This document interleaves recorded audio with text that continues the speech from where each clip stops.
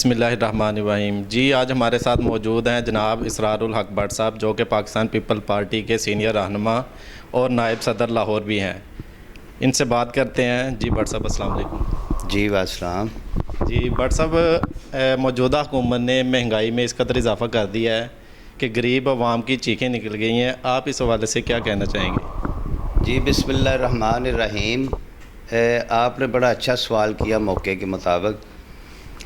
महंगाई की जहाँ तक बात है, आपने कहा कि जी अवाम की चीखें निकल गई। ये तो इमरान खान पहले अपने जलसों में जब कंटेनर पे चढ़ के खड़ा होकर बातें करता था तो तब ही कहता था कि मैं आपको तकलीफ़ दूंगा, आपको बहुत तकलीफ़ दूंगा, मगर हमारी आवाम इतनी भोली भाली आवाम, इतनी सीधी सादी आवाम की ये बात समझ में नहीं आई कि ये किसको कह रहा है। वो आवाम को ही कह रहा था कि मैं तुम्हें बहुत तकलीफ़ पहुंचाऊंगा, मगर आवाम ने समझा कि ये शायद किसी और को कह रहे हैं तो हम इसके पीछे लग जाएं, इसको हीरो बना दें। मगर अब आवाम की समझ में ये बात आ गई कि ये इमरान खान साहब कंटेनर पे खड़े होकर हमें ही कहते थे कि मैं तुम्हारी चीखें निकालूंगा, तुम्हें तकलीफ़ें दूंगा। देखिए, पेट्रोलियम की कीमत आज 100 तकरीबन 37 रुपये 35-37 रुपये लीटर हो चुका है। आवाम की पहुंच से बाहर हो चुका है। वज़ीर आज़म साहब उस वक्त वादे करते थे तकरीरों में कि मैं साइकिल पे वज़ीर आज़म हाउस जाया करूँगा, जबकि आजकल वो गाड़ी भी इस्तेमाल नहीं करते, हेलीकॉप्टर पे जाते हैं। तो वो असल में आवाम को ये बातें समझाते थे कि आप लोगों को साइकिल पे लाऊंगा। वो साइकिल पे लाने के बजाय लोग साइकिल ख़रीदने के भी सकत नहीं रही लोगों में। लोग बेचारे पैदल चलने पर मजबूर होंगे। जो हमारे तनख्वाहें हैं गरीब लोगों की, मज़दूरों की तनख्वाहें बिल्कुल नहीं बढ़ी इस मुल्क में। ये 3 सालों में इन्होंने तनख्वाहों में इजाफ़ा नहीं किया। मज़दूर की दिहाड़ी वही है। तो आप रोज़मर्रा की चीज़ें देखें, आम आदमी की जो खाने पीने की, आप बाकी बातें तो छोड़ दें, आप देखें घी की 450 रुपये किलो है जी। तो कौन गरीब आदमी वो घी खा सकेगा?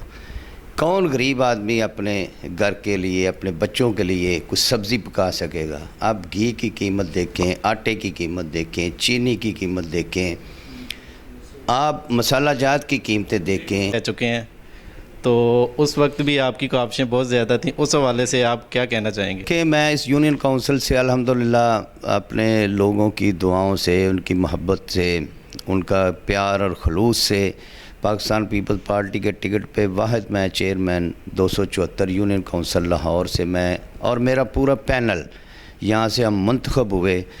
तो मुंतखब होने के बाद हमने अपने तौर पे जितनी कोशिश की, यहाँ पर बड़े मसाइल थे, देहाती एरिया था, यहाँ पे हमने वासा से काफ़ी हद तक हमने सीवरेज सिस्टम डलवाया और वाटर सप्लाई डलवाई, सफाई का इंतज़ाम बेहतर किया। जो 25-30 साल पुराना गंद इस इलाके में पड़ा हुआ था, कूड़े के ढेर थे पुराने, वो हमने उठवाए, इलाके से सफाई करवाई। यानी जो हमारे वसाइल थे उस वसाइल पे हमने जितनी भी मेहनत हो सकी हमने मेहनत की। मगर मैं समझता हूँ कि जो जमहूरियत के ठेकेदार बनते हैं, यहाँ पे उस वक्त नून लीग की हुकूमत थी। नून लीग ने भी उस वक्त शहबाज शरीफ साहब जो बड़े दावेदार बनते हैं, अवाम के बड़े हमदर्द बनते हैं, बड़े एडमिनिस्ट्रेटर बनते हैं, उस वक्त उन्होंने भी चेयरमैनों को इख्तियारात ना दिए। उसके बाद जब पीटीआई की गवर्नमेंट आई तो पीटीआई के जो नारे, जो बातें, जो बड़ा एक रोल मॉडल के जी हमने बलदियाती निज़ाम को ये कर दिया, केपीके में हमने वो कर दिया, हमने ये तीर चला दिए, वो तीर चला दिए। जब पीटीआई की गवर्नमेंट आई तो इन्होंने बलदियाती सिस्टम मुकम्मल तौर पर उसको रोल कर दिया, ख़त्म कर दिया, बलदियाती इदारों को ख़त्म कर दिया। जब कि मैं समझता हूँ कि लोगों के मसाइल का हल जो है वो बलदियाती इदारे हैं। आप मोहल्ले की सतह पे, गली की सतह पे, मोहल्ले की सतह पे, आप यूनियन काउंसिल की सतह पे आप देखें, एमपी एमएलए किसी को नहीं मिलता। वो जब वोट लेने होते हैं तब आते हैं, उसके बाद वो गायब हो जाते हैं। असल मसाइल जो हैं वो बलदियाती नुमाइंदे जिन्होंने अवाम के अंदर रहना है, जिन्होंने अपने मोहल्ले के अंदर रहना है, वो जवाब दें अपने लोगों को। असल मसाइल का हल जो वो बलदियाती इदारे हैं। आज देखें आप کہ 4-5 ماہ 6 ماہ پہلے سپریم کورٹ آف پاکستان نے حکم جاری کیا کہ بلدیاتی جو نمائندے ان کو بحال کر دیا جائے، مگر پی ٹی آئی کی گورنمنٹ نے ہیلے بہانے کرتے 5-6 ماہ لگا دیے کہ ہم یہ کر رہے ہیں، وہ کر رہے ہیں، ہم سسٹم کو چینج کر رہے ہیں، ہم اس کو آرگنائز کر رہے ہیں۔ اصل میں یہ بلدیاتی اداروں کو بحال کرنا چاہتے نہیں ہیں، کیونکہ وہ فنڈز، وہ اپنے جو لوکل باڈی اداروں کے فنڈز ہیں وہ اپنے ایم پی ایم این اے کے حلقوں میں وہ لگا رہے ہیں، تاکہ یہ جو بلدیاتی نمائندے اگر بحال ہوتے ہیں تو وہ پھر فنڈز، وہ سسٹم سارا ان کے ہاتھ میں چلا جاتا ہے۔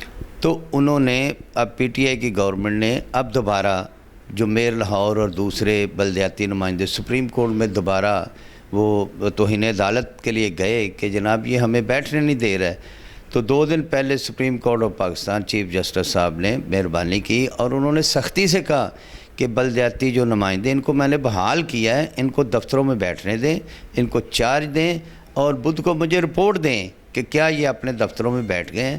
تو اب سپریم کورٹ آف پاکستان کے حکم سے آج پھر دوبارہ چیئرمین اور میئر جتنے بلدیاتی نمائندے وہ بحال ہو چکے ہیں، اور انشاءاللہ ایک نئے جذبے کے ساتھ اور ایک نئے ولولے کے ساتھ انشاءاللہ ہم دوبارہ پھر میدان میں ہوں گے اور جتنے مسائل علاقے کے ہوں گے ان کو انشاءاللہ حل کروائیں گے۔ جی، آپ نے جناب اسرار الحق بٹ صاحب کی باتیں سنی۔ ان کا کہنا ہے کہ پہلے کی طرح ہم مزید جو ہے نا، اگر ہم حکومت میں آتے ہیں تو عوام کے لیے مزید بہتر سے بہتر ریلیف پیکج لے کے آئیں گے۔ اس کے ساتھ ہی مجھے دیجیے اجازت۔ کیمرہ مین محمد شفیق کے ساتھ عدنان ملک، 4 سٹار نیوز، لاہور۔